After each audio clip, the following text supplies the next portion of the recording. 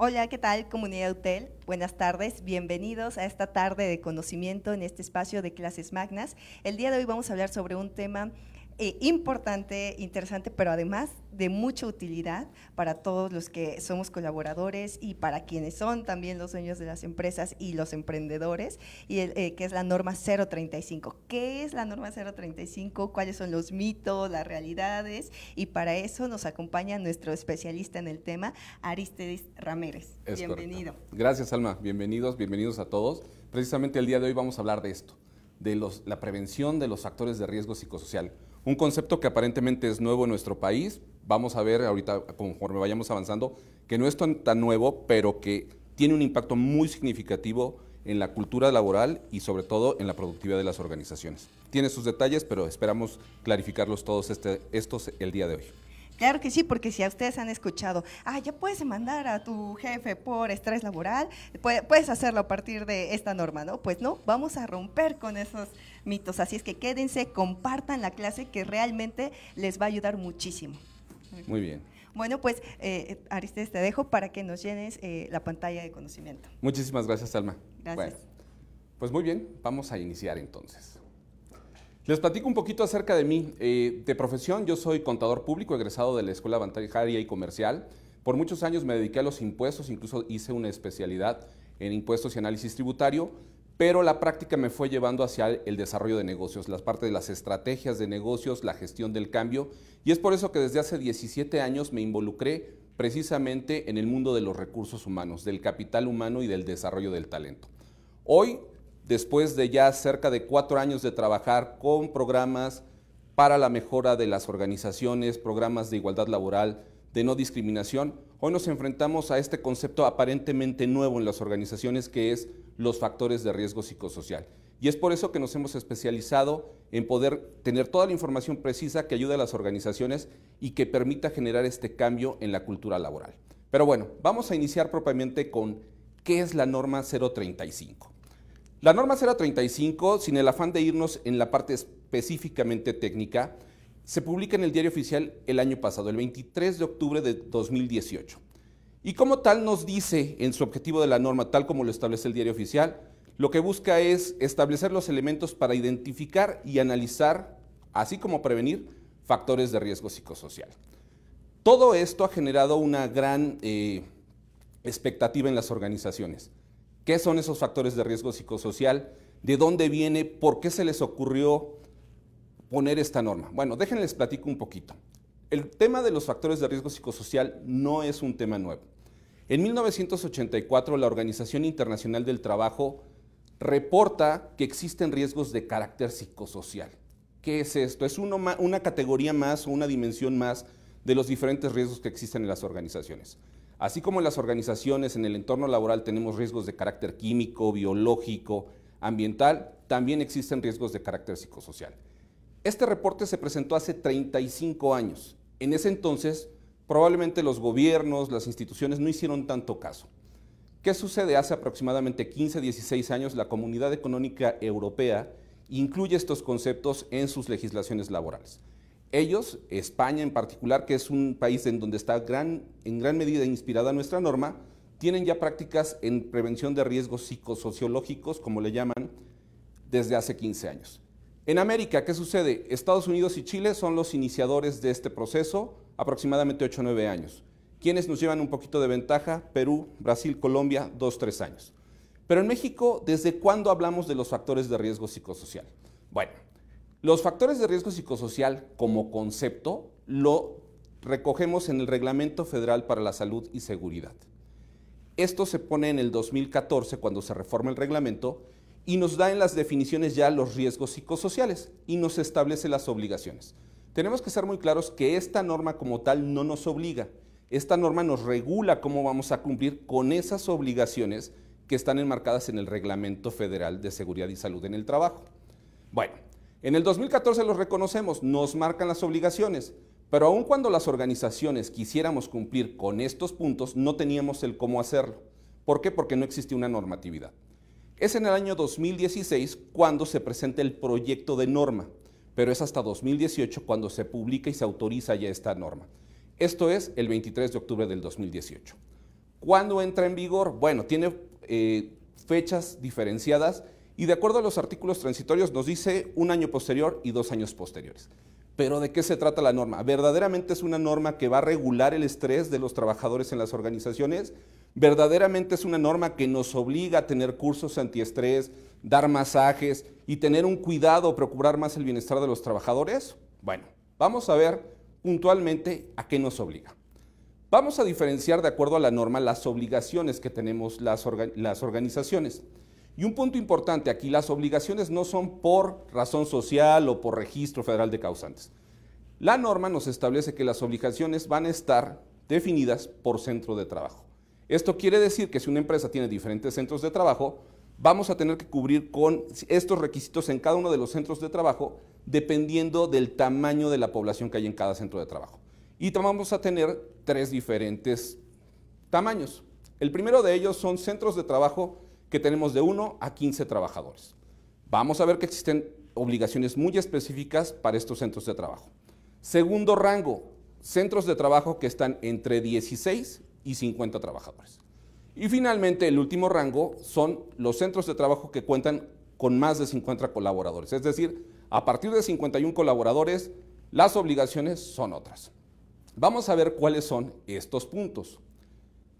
Como bien les decía, las obligaciones están divididas para entrar en vigor en octubre de 2019 y en octubre de 2020.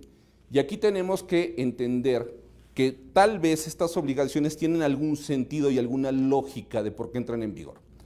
2019, a partir del 23 de octubre de 2019, ¿a qué estamos obligadas las empresas? Bueno, lo primero que tenemos que tener es una política de prevención de factores de riesgo psicosocial. En esta política, como lo vamos a ver un poquito más adelante, tenemos que considerar 3 categorías preponderantes de los puntos que vamos a abordar. Un punto importante y que retomaré en unos minutos. Una política es totalmente inoperante si no contamos con procedimientos que la respalden.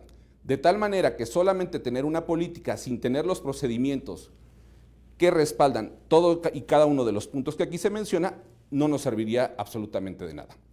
Segundo punto o segunda obligación aplicable para este año, medidas de prevención de riesgos psicosociales.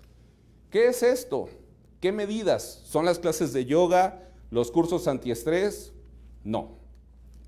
En este caso, las medidas de prevención se refieren mucho a estandarizar procesos de recursos humanos. Hoy nos damos cuenta, afortunadamente, que recursos humanos va a tener una posición mandatoria en el cumplimiento de ciertas obligaciones, como lo son la actualización de las descripciones de puesto, evaluaciones de desempeño, detección de necesidades de capacitación y algunos otros puntos que estaremos abordando más adelante. Otro punto que puede resultar hasta cierto momento controversial para las organizaciones es identificar a los trabajadores que han sufrido un acontecimiento traumático severo. ¿Qué es esto? Ya hablando fuera del concepto. Necesitamos hoy las organizaciones identificar qué trabajadores están sufriendo de estrés postraumático derivado de situaciones como accidentes, asaltos, robos, secuestros que estén directamente vinculados a la actividad laboral. Este estrés postraumático deberá ser atendido. En el caso específico de la obligación que tenemos, vamos a necesitar canalizar a estos trabajadores que presentan estrés postraumático, tipificado por recuerdos persistentes o esfuerzos de evasión, a una valoración médica o valoración psicológica. Y por último, la cuarta obligación que tenemos que cumplir todas las organizaciones, todos los centros de trabajo ubicados en territorio nacional, es la difusión de la información a los trabajadores. ¿Qué información le vamos a tener que brindar a los trabajadores? Bueno, en primer lugar, el conocimiento de la política, la información referente a qué impacto puede tener en la salud de ellos la exposición a los riesgos psicosociales. Y estas son las 4 obligaciones que tenemos como exigibles a partir de este 23 de octubre de 2019. ¿Qué nos espera para octubre del 2020? Bueno, vayamos a ellas. Punto número 1, obligaciones exigibles a partir del 23 de octubre de 2020. Analizar los factores de riesgo psicosocial. ¿Qué es esto? Bueno, en el caso específico de nuestra norma 035, este análisis de los factores de riesgo psicosocial se realiza a través de la aplicación de un cuestionario. Este cuestionario lo tenemos identificado en la norma como la guía de referencia 2 y aplica específicamente a los centros de trabajo que tienen entre 16 y 50 trabajadores. Para los centros de trabajo que tienen menos de 16 trabajadores, no es necesario aplicar este cuestionario de análisis de factores de riesgo psicosocial. Segunda obligación, evaluación del entorno organizacional. Esto es un concepto muy similar al que conocemos como clima laboral. Esta obligación es únicamente para las empresas que tienen más de 51 trabajadores por centro de trabajo o en ese centro de trabajo en específico. Y es también la aplicación de un cuestionario que reconocemos como la guía de referencia número 3. En particular, este cuestionario de la guía de referencia número 3 es un cuestionario que tiene 72 reactivos y que incluye tanto el análisis de factores de riesgo psicosocial como la evaluación del entorno organizacional. Esto quiere decir que los centros de trabajo entre 16 y 50 trabajadores tendrán que atender al cuestionario de la guía de referencia 2, mientras que los centros de trabajo que están con más de 50 trabajadores, de 51 en adelante, tendrán que atender al cuestionario de la guía de referencia 3. También tendremos que establecer medidas de control de riesgos psicosociales. Esta es la tercera obligación que tenemos exigible a partir de 2020. ¿Cuáles son estas medidas de control de riesgos psicosociales? Pues son precisamente las que se identifiquen en la aplicación de los cuestionarios, tanto de análisis de factores como de evaluación del entorno organizacional. Esto quiere decir que en la valoración de los cuestionarios, en la identificación de las dimensiones y categorías que presentan riesgo, tendremos que generar planes de acción muy específicos, identificando responsables, identificando acciones, tiempos de duración, de inicio, de término y, muy importante, indicadores de impacto que nos permitan medir el alcance que están teniendo estos planes de acción y de control.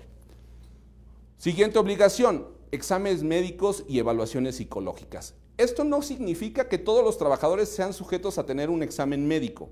Únicamente la norma nos pide que canalicemos a los trabajadores que han sido sujetos a un acontecimiento traumático severo y que presentan este tipo de estrés postraumático, así como aquellos trabajadores que en determinado momento presentan una denuncia o una queja por actos de violencia laboral. Aquí la norma nos pide que tengamos esta canalización. Vamos a profundizar en esta muy poquito. ¿Por qué? Porque el trabajador tiene que atender a esta valoración, pero la obligación de la empresa o del patrón únicamente está en canalizar a la persona. No tiene que pagar el tratamiento, no tiene que dar seguimiento al tratamiento. Es decir, la empresa no puede tener acceso al diagnóstico ni al avance del tratamiento en el caso que tuviera que tener un tratamiento. Y por último, la última obligación exigible, y que con esto estaríamos completando las 9 obligaciones de la norma, exigible para 2020 es ya compilar todo el registro documental y el manejo de evidencias. Probablemente hay muchas cosas que ya estamos haciendo en las organizaciones, que bueno, esto nos da un avance en lo cultural, pero para efectos de cumplimiento normativo va a ser muy importante que contemos con evidencias documentales para respaldar todas estas acciones que estamos llevando a cabo. Muy bien, pues ahora vamos a profundizar. ¿Por qué la norma 035? ¿Cuál es su razón de ser? Tenemos dos versiones. La primera, cuidar el estrés de los trabajadores. ¿Esto es cierto o es falso? Bueno, pues quiero decirles que esto es absolutamente falso. Sí, de una manera indirecta, las organizaciones hoy día tendremos que tener mayor cuidado en los niveles de estrés que estamos generando en los trabajadores. Pero la norma como tal no habla del estrés. Haciendo un análisis muy detallado de la norma, yo les puedo decir que la palabra estrés únicamente aparece en la norma 7 veces. 5 en la parte de la bibliografía y 2 en la parte de definiciones. Es decir, no está tipificado, no hay un capítulo que nos hable específicamente del estrés como un riesgo psicosocial, a diferencia de la normatividad española, en donde sí tipifica el estrés laboral, la fatiga laboral y la violencia laboral. Entonces, ¿cuál es la razón de ser de la norma? 1, prevenir factores generadores de riesgo y, muy importante, que están impactando en la productividad a través de afectar a los colaboradores. Esto significa que nuestra norma lo que pretende es precisamente fomentar la productividad de los trabajadores, fomentar la productividad de las organizaciones a través de construir un mejor entorno organizacional. Esto va a permitir que las condiciones de trabajo mejoren significativamente, sobre todo en la condición de impacto psicosocial. Ahora, vamos a diferenciar dos conceptos muy importantes para poder entender y poder estudiar esta norma si así es necesario. Dos factores que vamos a diferenciar. ¿Qué es un factor psicosocial y qué es un riesgo psicosocial? Un factor psicosocial es una condición laboral que puede favorecer o dañar la productividad. Por ejemplo, si yo trabajo en un centro de trabajo, en unas instalaciones que tienen problemas de seguridad o son insalubres, probablemente esto me está generando una afectación psicológica que me hace estar en un estado constante de alerta que no me permite ser productivo. El riesgo psicosocial es la consecuencia del factor psicosocial. Es decir, un factor psicosocial es el origen, la situación. Un riesgo psicosocial es la consecuencia derivada de la presencia de un factor psicosocial. En términos específicos, nuestra norma oficial mexicana, ¿a qué se refiere? A trabajar en los factores psicosociales. De hecho, los riesgos psicosociales, aun cuando los vamos a estar platicando el día de hoy, no están como tal tipificados dentro de nuestra normatividad. Ahora, ¿cuáles son esos factores psicosociales?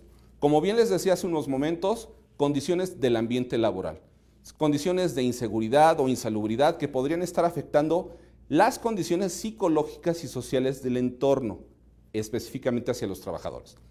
Segundo factor psicosocial, que ahí sí estamos hablando de los temas de la norma, exigencias más allá de las capacidades, físicas o intelectuales. Esto es una consideración que va a impactar mucho en cómo definimos las cargas de trabajo y de qué manera estamos organizando el trabajo de nuestros colaboradores. Tercer factor psicosocial al que vamos a hacer referencia, el nivel de responsabilidad, carga mental y falta de autonomía. ¿Qué quiere decir esto? A veces los trabajadores experimentan una indefinición de sus funciones, una contradicción entre para lo que fueron contratados y lo que verdaderamente ejecutan. Esto se genera en una condición de carga mental. O falta de autonomía. Tú tienes que llegar a trabajar y vas a hacer lo que yo te pida. ¿Cuándo? Cuando yo te lo pida. ¿En qué orden? Como yo lo decida. Y entonces el trabajador se ve expuesto a este factor psicosocial. ¿Por qué? Porque no tiene participación en el trabajo, porque no tiene poder de decisión sobre su trabajo, sobre el ritmo, sobre las actividades, sobre el momento o para tomar decisiones en determinada situación. Entonces este es uno de los factores psicosociales que evidentemente vamos a vivir en muchos centros de trabajo y sobre el cual tendremos que estar tomando medidas. Otro de los factores psicosociales, mala definición del rol y contenido de las tareas. Si nosotros no contamos con una buena descripción de puestos, si el colaborador no conoce cuáles son las funciones que tiene que desempeñar, y no solamente en actividades, sino también en las responsabilidades, en entender los para qué de su posición, también el trabajador se ve mermado en esta condición psicosocial. Y muy importante aquí, si no sé qué tengo que hacer, de qué manera lo puedo desempeñar favorablemente. Y esto también impacta en el liderazgo, porque creo que una de las grandes responsabilidades que tenemos es no solamente conocer mi descripción de puestos, sino también conocer claramente la descripción de puestos de todos y cada uno de mis colaboradores, de tal manera que yo pueda tener un buen proceso de delegación y de manejo de las actividades y de las responsabilidades. Otro punto importante como factores de riesgo psicosocial, condiciones en la relación familia-trabajo, condiciones que son generadoras de conflicto. Evidentemente, si las cargas de trabajo no están bien distribuidas, si el colaborador no tiene injerencia en el manejo de sus turnos, en la duración de sus jornadas de trabajo, evidentemente se genera esta condición de conflicto entre la relación familia y trabajo. Y esto es algo que la norma pondera y pondera de una manera favorable. Lo que buscamos también es generar un equilibrio en estas condiciones de vida y trabajo. Y bueno, evidentemente el liderazgo es una condición también de condición psicosocial. ¿Por qué? Porque los estilos de mando autocráticos o liberales a veces no fomentan la productividad. Y esto también es algo que vamos a medir o vamos a prevenir dentro de estas condiciones de la norma 035. Y también una condición es la comunicación. Si la persona no tiene acceso a la información, si no tiene manera de compartir sus puntos de vista, la persona se ve mermada en sus capacidades y en su potencial de trabajo. ¿Cuál es la situación actual en México? En México vivimos diferentes situaciones. Hace ya más de 10 años, a medir la Asociación Mexicana en Dirección de Recursos Humanos hizo una encuesta e identificó que al 76% de los mexicanos no les gustaba su trabajo. Esto es grave. Más grave aún fue el año siguiente cuando Consulta Mitofsky hizo una encuesta donde buscaba identificar cuántos trabajadores estaban buscando cambiar de empleo e identificaron que solamente 1 de cada 5 trabajadores, es decir, el 20%. Si yo cruzo estas encuestas, quiere decir que al 76% de los mexicanos no les gusta su trabajo, pero únicamente el 20% está buscando cambiar de empleo. Significa que el 56% está en una condición de resignación, de estoy, pero no soy productivo, soy apático, tengo que trabajar porque necesito llevar comida a la casa. Esa puede ser una de las realidades. Hoy nos damos cuenta que somos un país con un nivel muy bajo de productividad, estamos en el nivel 36 de OCDE y prácticamente comparados con el país número 1 en productividad, que sería Irlanda, decimos que se necesitan 5 mexicanos para alcanzar la productividad de un trabajador irlandés. Y esto en contraposición nos da el que también somos el país que más horas laborales invertimos en la oficina. Esto genera una condición que evidentemente marca una relación. Nuestro clima laboral impacta en un 50% en la productividad y el clima laboral se ve influenciado hasta en un 30% por el liderazgo. Es por eso tan importante que además de la productividad generemos responsabilidades importantes en los mandos, en los líderes de la organización para que podamos construir un entorno organizacional favorable. Pero bueno, estos son los factores psicosociales que vamos a buscar identificar, prevenir y hasta cierto punto controlar. Este es el origen. ¿Cuál es el efecto? ¿Cuáles son los riesgos psicosociales que buscamos evitar y que en determinado momento se podrían llegar a presentar en nuestros centros de trabajo? Principales riesgos psicosociales. Estrés. Podemos identificar estrés agudo, es decir, situaciones muy específicas donde el trabajador se somete a fuertes cargas de trabajo, como podría ser un cierre de mes, la entrega de un reporte, o peor aún, estrés crónico, en donde cada día, todos los días, el trabajador sigue esta situación.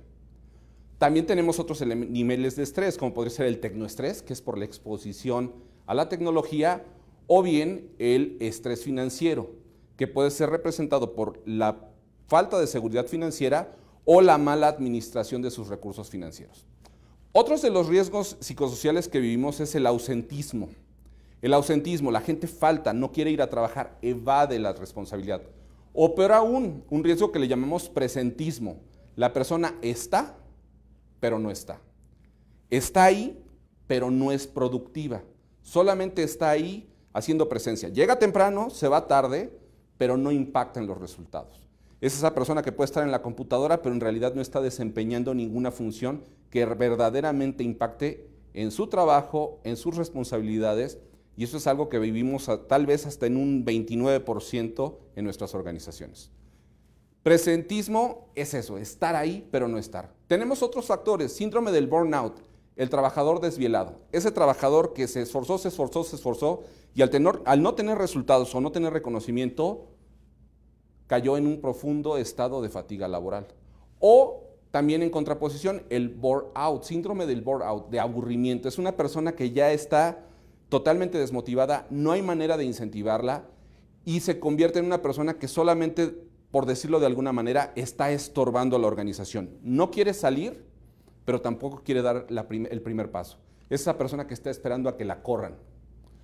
No es productiva, no le interesa hacerlo, pero tampoco quiere generar un cambio. Adicción al trabajo.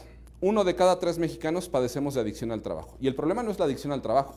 El problema, como en cualquier adicción, es el impacto que generamos en nuestro entorno. ¿Por qué? Porque una persona que es adicta está haciendo llamadas o mensajes o correos fuera de jornadas de trabajo, el fin de semana está pensando en el trabajo, espera que todo el mundo esté en el mismo nivel de ansiedad o de compromiso que él tiene en el trabajo, y esto obviamente contamina su entorno laboral. Y no solamente el entorno laboral, también el entorno familiar. Qué difícil es vivir con una persona que es adicta al trabajo y todo el tiempo está pensando en trabajo. Otro de los puntos importantes, riesgo de trabajo, el mobbing. Así como en las escuelas tenemos el bullying, en los centros de trabajo tenemos el mobbing, el acoso laboral, que puede ser con nuestros compañeros pares, puede ser hacia mi jefe o de mi jefe hacia mí, que eso también se conoce como bossing. Pero el concepto general es mobbing, este acoso que puede iniciar con una burla, con una broma, pero puede detonar en violencia o incluso hasta en un asesinato. Pueden suceder muchas cosas del mobbing. Este es un tema que yo espero que prontamente podamos tener mayor desarrollo en ello. Hoy día todavía no tenemos protocolos oficiales en México que atiendan esta condición de mobbing. Y bueno, nos vamos a condiciones de violencia, malos tratos consistentes, hostigamiento, que puede ser de carácter laboral o carácter sexual, discriminación, que puede ser por cualquier factor. Eso también se considera un riesgo psicosocial que lo puede estar generando el entorno de los centros de trabajo. Y por último, caemos ya en padecimientos de perfil mental, angustia, depresión. La Organización Internacional del Trabajo nos reporta que en México la principal causa de discapacidad para el año 2020, es decir, a la vuelta de la esquina, será la depresión. Estamos hablando de la principal causa de discapacidad, depresión, en un país donde existen 3.6 psiquiatras por cada 100,000 habitantes. Esto es un problema de salud pública. Y el último punto es la somatización de enfermedades a través de nuestras emociones. Hoy sabemos que el 90% de las enfermedades tienen un origen psicofisiológico. ¿Qué quiere decir esto? Que por emociones mal canalizadas se están somatizando, es decir, están teniendo un efecto en nuestro organismo. Un dato curioso que compartió el INEGI hace 4 meses, 75% de los mexicanos reporta vivir en estrés laboral y 43% de los mexicanos ya padece de trastornos en su salud derivados del estrés laboral. Esto habla de una somatización de estos niveles de estrés o de angustia. Entonces, bueno, ya tenemos cuáles son los factores psicosociales y ahora cuáles son los riesgos psicosociales. Vamos a regresar y vamos a puntualizar en las obligaciones patronales que tenemos para 2019. Como mencionábamos hace unos minutos, es la implementación, difusión de una política de prevención de riesgos psicosociales.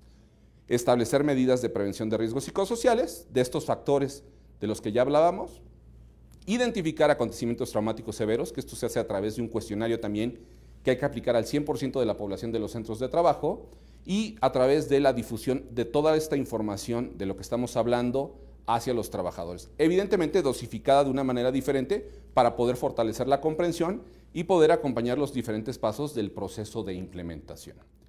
Vamos a hablar de la política de prevención de riesgos psicosociales. Este tal vez es el punto medular de la norma, que la empresa reconozca las iniciativas para tener esta prevención. Y nos pide que abordemos esta política en 3 diferentes dimensiones o categorías. Que tengamos medidas para la prevención de riesgos de carácter psicosocial, medidas para la prevención de la violencia laboral y medidas para la promoción de un entorno organizacional favorable.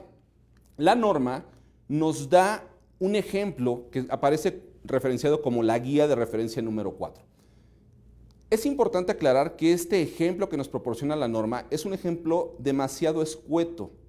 Es un ejemplo que incluso tiene algunas fracciones que no son parte de la norma, como exámenes médicos en el proceso de contratación o valoraciones psicométricas también para identificar la posición del trabajador. Estos son conceptos que, aunque vienen en la política que se referencia en la norma, no son conceptos que vengan en el cuerpo de la norma, por lo tanto tendríamos que omitir este tipo de situaciones. Y hay otras condiciones que sí menciona la norma que normalmente no aparecen. Entonces, esto es solamente una referencia. Una muy mala práctica es solamente ponerle nuestra razón social, el nombre de nuestra organización a esta política y creer que esto ya es cumplir. Probablemente en términos estrictamente legales estaremos cumpliendo, pero no estaremos favoreciendo un entorno organizacional que verdaderamente prevenga estos riesgos psicosociales. Aquí es muy importante, como mencionaba hace algunos minutos, que no solamente tengamos una política, sino que cada uno de los puntos que establezcamos en esta política esté respaldado por un procedimiento. Si vamos a hablar de reconocimiento del desempeño, que hablemos de qué manera lo estamos reconociendo.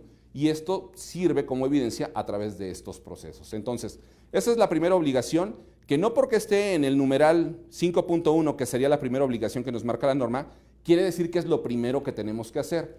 Hay que hacer otras acciones de acuerdo a una ruta lógica de implementación de la norma para poder ir detonando que esta política verdaderamente sea funcional y que opere. Otra obligación que tenemos, medidas de prevención. Este es quizá el punto más extenso de nuestra norma. ¿Por qué? Porque primero nos pone 3 puntos muy importantes que son los que tenemos aquí en pantalla. Uno, tenemos que establecer acciones que impulsen el apoyo social, que para efectos de la norma el apoyo social es mucho la parte de integración, del trabajo en equipo, de la colaboración. Difusión de la información, es decir, nos pide que tengamos protocolos y estrategias para comunicarle de manera consistente a los trabajadores y también que tengamos procesos de capacitación bien definidos. En este punto en particular, la norma se extiende y nos da ciertos contenidos temáticos, donde puntualmente nos marca situaciones como el que tengamos que capacitar y sensibilizar a directivos, gerentes y supervisores en todo el tema de factores psicosociales, tomando en cuenta muy especialmente manejo de conflictos, uso de la comunicación no discriminatoria y sistemas de análisis de problema y toma de decisiones. Esto lo marca puntual la norma como medidas de prevención y nos da una serie de consideraciones temáticas con respecto a las cargas de trabajo, las jornadas, la promoción de la cultura y el deporte, la generación de mecanismos para apoyar a los trabajadores en caso de emergencias familiares, situaciones de involucrar a las familias en el entorno laboral y son una serie de consideraciones temáticas que están muy orientadas a estandarizar y profesionalizar procesos de recursos humanos. No todas, pero sí muchas. Hoy estamos hablando que una evaluación del desempeño tendría el carácter de obligatorio, igual que una detección de necesidades de capacitación, igual que una actualización de un perfil de puesto, igual que protocolos de comunicación o juntas que se realicen de manera recurrente o periódica dentro de las áreas de trabajo con aspectos muy claros que tenemos que tratar en esas reuniones, como participar a los trabajadores en la toma de decisiones o presentar iniciativas de mejora continua. Segundo punto como medidas de prevención, y este es un punto que también es bien importante considerar. Todos los centros de trabajo, a partir de un colaborador hasta el número que ustedes quieran, debemos de disponer de mecanismos seguros y confidenciales para recibir denuncias sobre prácticas opuestas al entorno organizacional o para la denuncia de actos de violencia. ¿Qué quiere decir esto? Ojo, son mecanismos seguros y confidenciales. No nos habla específicamente de una línea ética, puede ser un correo electrónico, puede ser una extensión, puede ser un buzón incluso físico, pero tiene que cuidar estos dos aspectos, seguro y confidencial. No estamos hablando de denuncias anónimas, estamos hablando de quejas y denuncias que sean seguras y confidenciales. El que tengamos instrumentados estos mecanismos en nuestra organización va a permitir que el trabajador pueda colaborar de una manera activa en construir un mejor entorno organizacional. Esto es algo muy importante, ¿por qué? Porque todos los centros de trabajo tendremos que cubrir este punto. Entonces, hay que poner especial atención y no solamente basta con que yo ponga mi buzón en el comedor de la empresa o afuera del Departamento de Recursos Humanos. Necesitamos que tener un procedimiento que especifique cómo va a funcionar, quién lo va a revisar y quién va a tomar decisiones. Y este es un vacío que nos presenta la norma, porque la norma no nos habla de quién es el responsable de la vigilancia de estas normatividades. Habla en algunos casos de que podemos reportar directamente al patrón o a sus representantes, o incluso habla de la Comisión de Seguridad de Higiene, pero como tal no especifica si hay que constituir un comité de vigilancia. Una buena práctica es establecer un comité que regule y vigile el cumplimiento de todos los aspectos normativos de la 035. Y por último, tercer punto, nos pide la norma realizar acciones que promuevan el sentido de pertenencia. Y este podría ser un concepto ambiguo, pero vamos a ver qué considera la norma como acciones que promueven el sentido de pertenencia. Y aquí nos dice acciones promotoras del sentido de pertenencia. Nos pide que tengamos una definición precisa de las responsabilidades. Estaríamos hablando de descripciones de puesto muy bien detalladas, instructivos de trabajo, diagramas de realización de actividades, evidentemente. Y esto no solamente hay que hacerlo. Al estar hablando de una condición de obligatoriedad, estamos expuestos a tener que presentar evidencias del cumplimiento. Ese es un punto muy importante para que podamos tener documentado todo ello. Segundo punto para elevar el sentido de pertenencia, una participación proactiva y comunicación. Hay muchos puntos que ahora nos pide la norma estemos comunicando de manera recurrente a los colaboradores, desde los resultados de las evaluaciones, las políticas que estamos manejando, las medidas de prevención que vamos a tomar en cuenta, todo ello será susceptible a ser comunicado. Entonces tendremos que tener estrategias de comunicación muy bien definidas dentro de la organización y documentadas. Distribución de las cargas de trabajo. Incluso hay un punto en la norma en donde dice que los líderes deben de participar a los trabajadores cuando sea posible de la definición de los horarios de trabajo. Entonces, estos temas son muy específicos, no aplican en todas las organizaciones, pero donde aplique tendremos que tomar en cuenta esto, la participación de los trabajadores para definir horarios o para establecer las cargas de trabajo. Y por último, un punto fundamental, que esto no es obligatorio, algunas empresas lo tienen como buena práctica, pero no todas, evaluación del desempeño y reconocimiento. Nos basta con solamente tener una evaluación del desempeño, que puede ser la evaluación anual, puede ser una evaluación de 360 grados, sino también tenemos que realizar y documentar un proceso de retroalimentación. ¿Para qué? Para que el trabajador tenga este momento de interactuar con su jefe o quien resulte la persona que le va a dar la retroalimentación y poder clarificar algunos puntos de su desempeño. Entonces, bueno, estas son las acciones de prevención que incluyen, como les decía, acciones de comunicación, acciones de apoyo social y de capacitación. El canal de denuncias y quejas y las actividades que fortalezcan el sentido de pertenencia. Aquí quiero hacer una pausa para preguntarles, de estas medidas, no hay ninguna que nos hable específicamente de bienestar, de programas antiestrés o de todos estos puntos de los que se ha hablado en las noticias. Este tema está mucho más orientado hacia los procedimientos y hacia la cultura de la organización, hablando en términos del manejo de los recursos humanos, del desarrollo del talento. Entonces, bueno, esto es algo que tenemos que considerar. Como les decía, este tal vez sea el capítulo más extenso, pero en donde tenemos que tener mucho más cuidado porque esta sí es una de las obligaciones que son exigibles a partir de este 23 de octubre. ¿Qué otra obligación tenemos? Identificación de acontecimientos traumáticos severos. Este es un cuestionario que lo vamos a encontrar en la norma referenciado como la guía de referencia número 1 y es un cuestionario que debe aplicarse al 100% de nuestros colaboradores para que de forma personal, no anónima, sino identificado el trabajador, responda si ha sido testigo o ha sufrido de algún acontecimiento como los que llamamos traumáticos severos, que son accidentes, robos, asaltos, secuestros o amenazas derivados de su actividad laboral. Y hablando de términos de actividad laboral, podríamos incluir también los trayectos, tal como lo considera el Seguro Social. Trayectos considerando la distancia, considerando los tiempos, pero ahí podríamos estar hablando de la condición laboral. Ahora, primero hay una identificación y posteriormente, que esta es la identificación de la tipología de eventos traumáticos, nos va a preguntar si durante los últimos 30 días la persona tiene recuerdos persistentes, es decir, si la persona todavía sigue rememorando esta situación. Si aún cuando lo está rememorando tiene esfuerzos de evasión, es decir, como me asaltaron en el transporte público, ya no quiero ir a trabajar, evito pasar por determinado lado, evito tener que salir a determinada hora.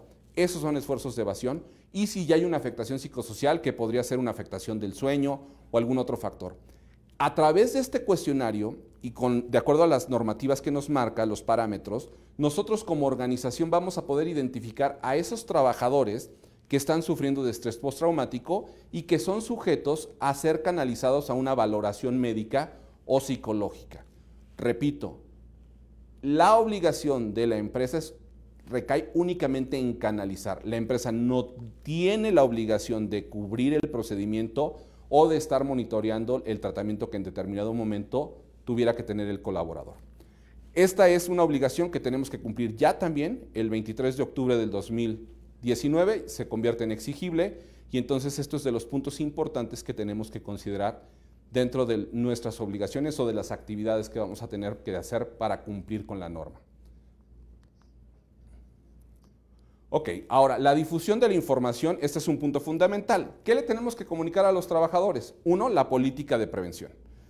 No solamente hay que implementarla, hay que darle difusión y ahí nos permite la norma hacerlo a través de folletos, a través de pósters. Medidas que vamos a adoptar para combatir las prácticas opuestas al entorno organizacional, es decir, qué estamos haciendo, hay algún protocolo que vamos a estar trabajando y sobre todo también comunicarle a los trabajadores cuáles son las medidas de prevención que vamos a tomar, cómo vamos a estar estructurando estos procesos y cuáles van a ser las acciones de control que vamos a implementar. Estas son las obligaciones que tenemos que cumplir para el 2019. Para el 2020 ya se viene toda esta parte de identificación de los cuestionarios. En el caso de los centros de trabajo de menos de 15 trabajadores, no tendrán que aplicar ningún cuestionario. De 16 a 50, solamente la guía de referencia 2. De 51 en adelante, la guía de referencia 3. Las medidas de control que se deriven de ellos, practicar las evaluaciones médicas o psicológicas y ya generar todo el manejo documental de las evidencias que esto conlleva. Entonces, un tema que también tenemos que tomar en cuenta es una cuestión de cumplimiento. ¿Cuáles son las sanciones? Las sanciones nosotros las vamos a ver reflejadas en el Reglamento Federal de Seguridad y Salud en el Trabajo, específicamente en los artículos 115, 117, 118, 119 y 120. Y hemos escuchado tal vez en las noticias que las sanciones son altísimas. Sí, las sanciones pueden ir desde las 50 UMAS, que si lo vemos en el reglamento todavía viene como días de salario mínimo general, en la actualización ahora lo vemos como unidades de medida actualizables, hasta las 5,000, que estaríamos hablando de 422,500 pesos. No quiero entrar mucho en detalles de cómo se determinan las sanciones, porque esto es algo bastante complejo, pero sí lo que tenemos que considerar es que las sanciones más altas son las que están relacionadas por no comunicar a los trabajadores, por no implementar la política de riesgos psicosociales y por no tener el canal de quejas y denuncias. Esto significa que una empresa mediana podría estar experimentando un impacto en sanciones, si no tuviera ningún seguimiento de esta norma, de hasta 4 millones de pesos. Por eso es muy importante que pongamos especial atención en todo esto.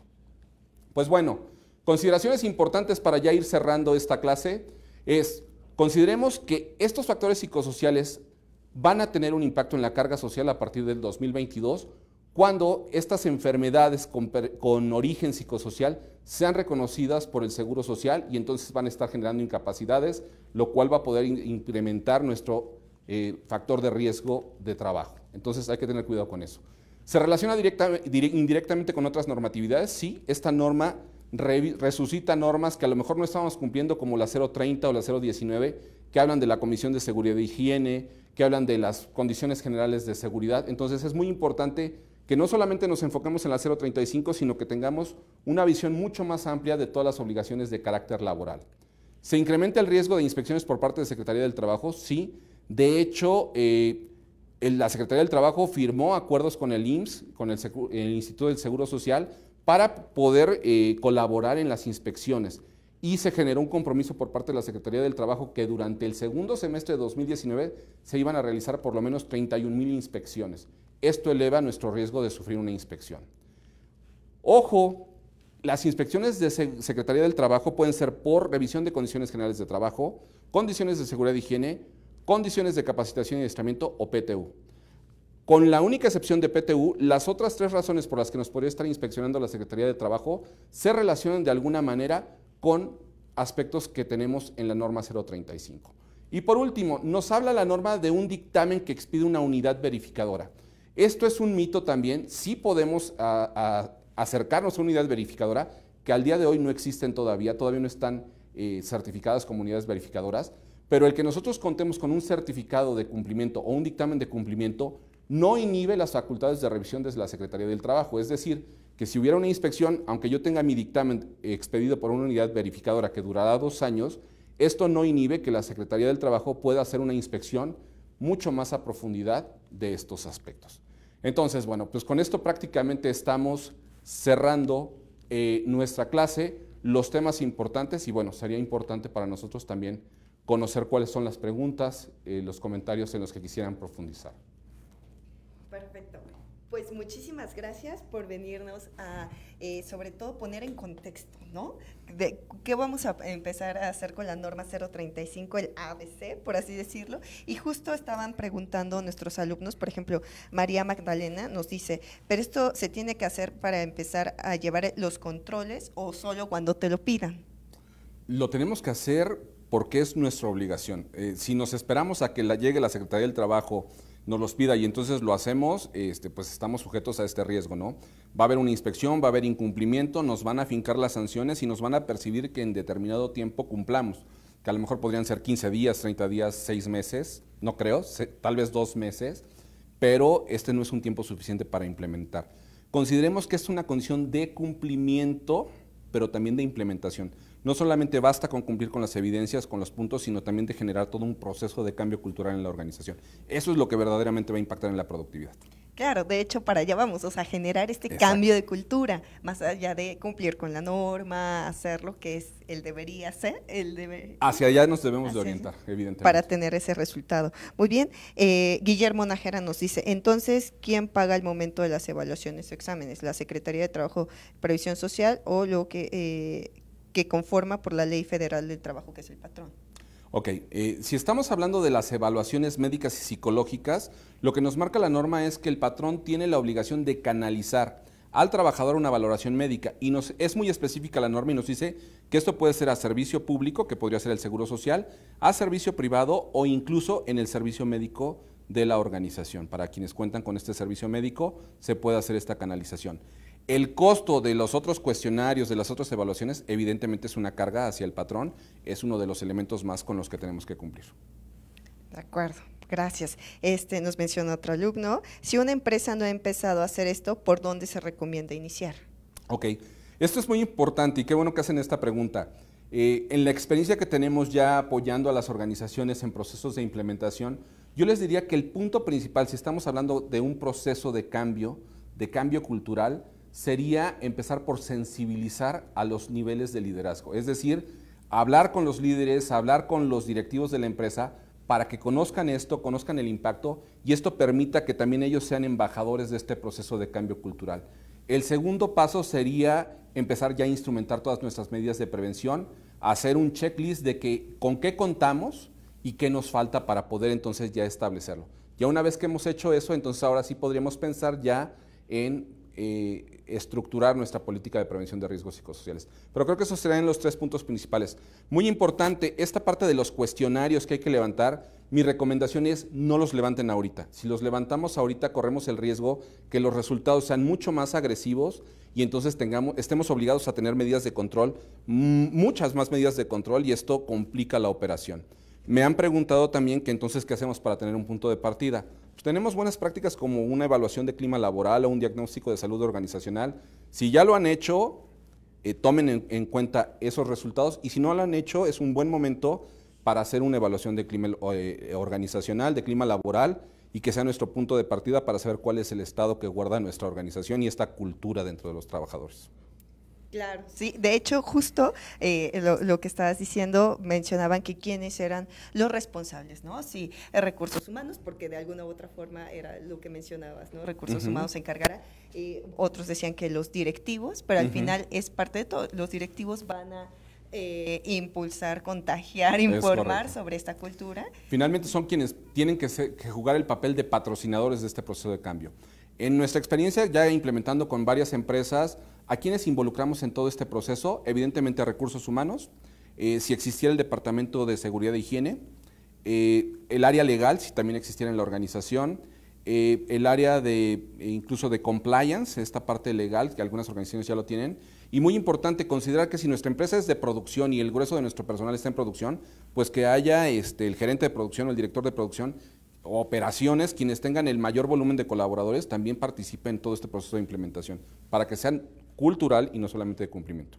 Claro, exactamente, no solo de cumplimiento, que ese es el principal objetivo. Es correcto. Y pues comentarios, por ejemplo, bueno, ya que está la norma, que se sigue, pues cómo esta parte de los patrones corrompen los resultados, como, bueno, ok, se tiene toda la buena intención, hacia allá vamos, construir mejores organizaciones, pero ¿qué pasa cuando no se sigue al pie, ¿no? Bueno, ese siempre es un riesgo. Evidentemente, si nosotros identificamos esto, creo que tenemos que ir por las buenas prácticas, ¿no? Hay estas medidas y evidentemente al tener, por ejemplo, este canal para presentar quejas o denuncias, pues como empresa estamos expuestos a que si nuestros colaboradores perciben que hay malas prácticas, pues podrían estar presentando este tipo de quejas y denuncias, que tal vez si no se atienden, no se tiene instrumentado el mecanismo dentro de la organización, estas quejas podrían salir a la Procuraduría del Defensa del Trabajo, que al momento de tener este tipo de quejas se convierten en indicios para que haya una inspección y entonces las cosas se pueden complicar bastante. Entonces, pues la recomendación obviamente es buscar que tengamos este impacto cultural, que impactemos en la productividad y no buscar los atajos, ¿no? Porque ya hay gente que me ha dicho, oye, pero es que ya me dijeron que yo puedo conseguir un certificado, que me cuesta tal cantidad de dinero. Eso es falso. Hoy día no existe una medida que te pueda proteger o te pueda dar un blindaje para este tipo de inspecciones. Lo único que podemos tener es que cumplamos, que implementemos y que obviamente si lo hacemos de una buena medida, impacte nuestra productividad. Entonces, optemos por el camino de una visualización positiva de este proceso, veámoslo como el inicio de un cambio cultural en México, de esta cultura laboral, que mucha falta hace, ¿no? Entonces, bueno, creo que ahí ese es un punto importante.